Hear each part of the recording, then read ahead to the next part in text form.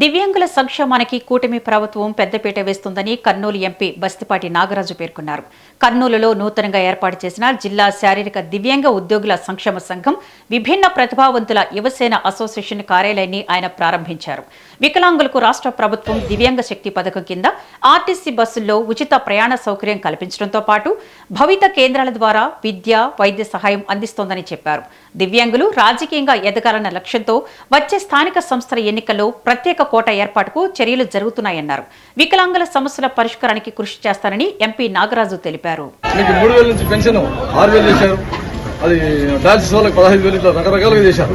అంతేగాక మొన్నటి రోజున ఉగాది పండుగకు బిఫోర్ మీకు అందరికీ ఈ బస్సులో ఎస్పెషల్లీ ఎందుకంటే స్త్రీ శక్తి అనే పథకంలో ఆ బస్సులు అందరికి ఫ్రీ ఉన్నట్టు మీకు కూడా ఫ్రీగా గౌరవ ముఖ్యమంత్రి వర్యులు ఇచ్చారు. అంతేగాక ఏసీ బస్సుల్లో 50% రాయితీ.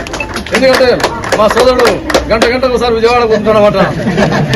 కాబట్టి ఎంత బస్సులు పడుతున్నాయి మీ అందరికి తెలుసు.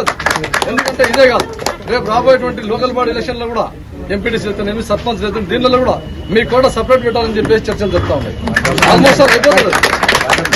మనం రాజకీయంగా అంటే ఒక ఎంప్లాయ్మెంట్ అయితేనేమి, మౌలిక వసతులు అయితేనేమి, అన్ని రంగాల్లో ఒక పొలిటికల్ గా కూడా రాజకీయ చైతన్యం కూడా వీళ్ళకి కూడా ఉండాలా, ఖచ్చితంగా వీళ్ళకు కోటా ఉండాలని చెప్పేసి ఆ దిశగా అడుగేస్తున్నటువంటి కూటమి ప్రభుత్వాన్ని మీరు ఎప్పటికీ ఆదరించాలి. ఎందుకంటే గత ప్రభుత్వం చూశారు ఎంత విధ్వంసం చేసిందో మీరు చూశారు.